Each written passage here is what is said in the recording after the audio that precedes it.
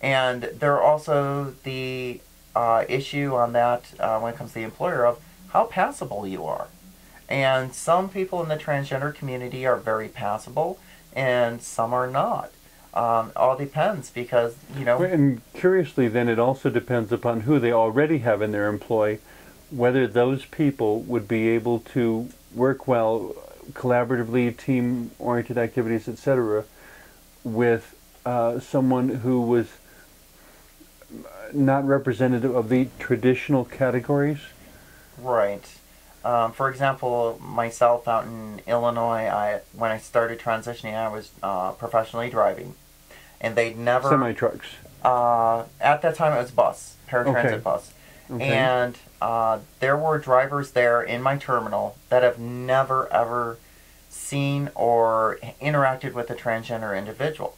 So when I went to transition, it was shock for them. There was a female coworker that didn't want me in the washroom, the women's washroom. Mm-hmm. There was actually drivers that were talking to my passengers about me and spreading lies about what I was going through.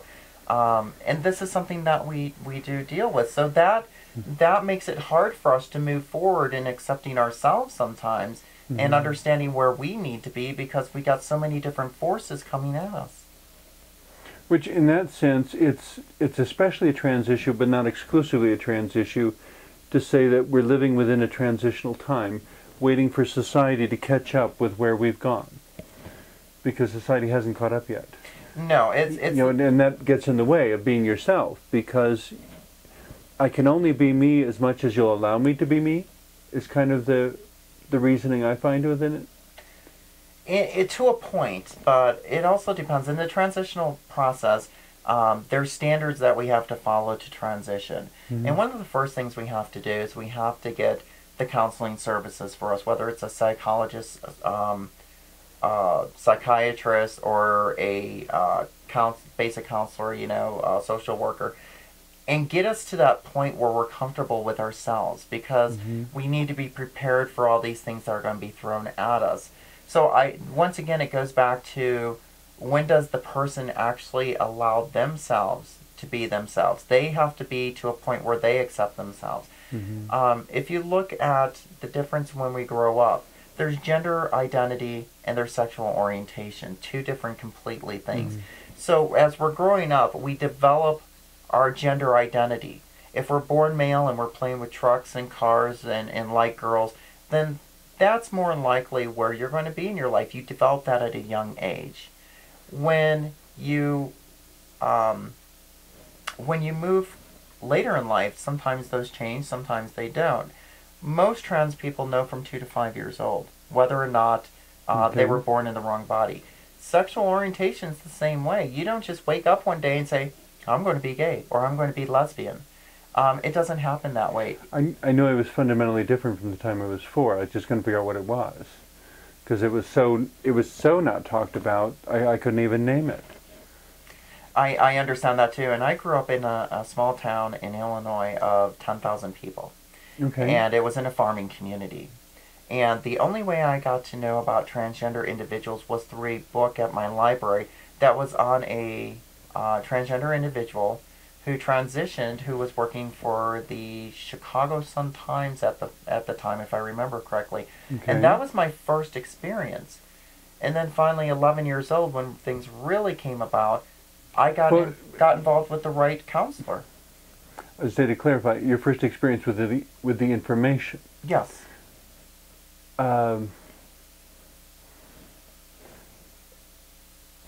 For a gay or lesbian person, if we talk about a first experience, it would be the first intimate encounter with someone of the same sex. Right. What would be the first experience for a trans person? A first encounter for a transgender individual is learning why they feel the way they do and that there's others out there like them. Okay. That's our first. It's not so much experimentation. So the first experience is more internal than external. Definitely, because we're not about sex. We're not about changing our gender identity because of sex. It has to do with us inside, what we need to change to make the mind and body agree. So our spirit and our mind agree, we're happy, we're congruent. So it's a totally different way of coming out and finding out about ourselves than it is for gay, lesbian, or bi people.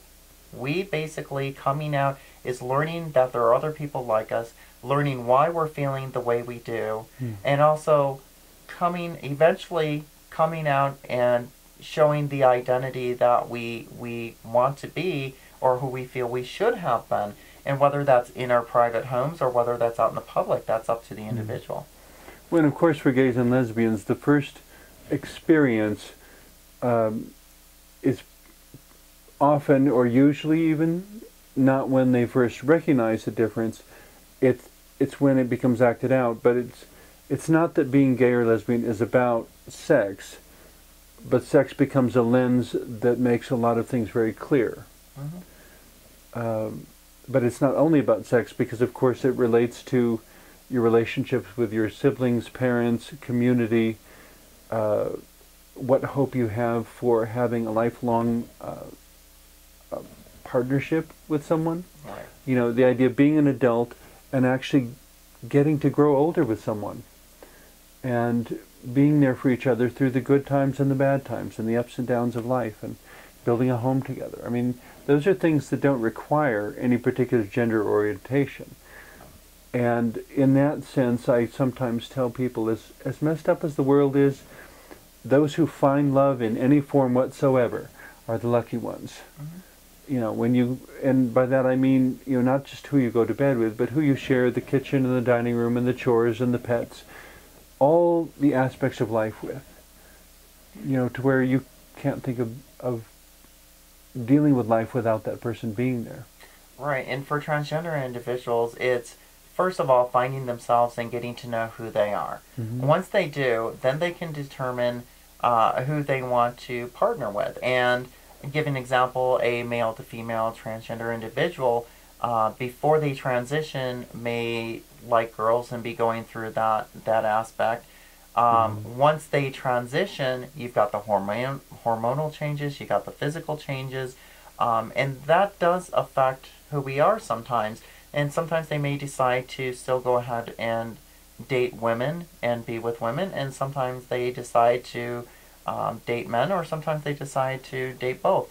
But that's not the main aspect of transitioning. The main aspect of transitioning is to be who they felt they should have been born, and to be congruent and to be happy with themselves. But it all starts with the individual. They have to be accepting of themselves first.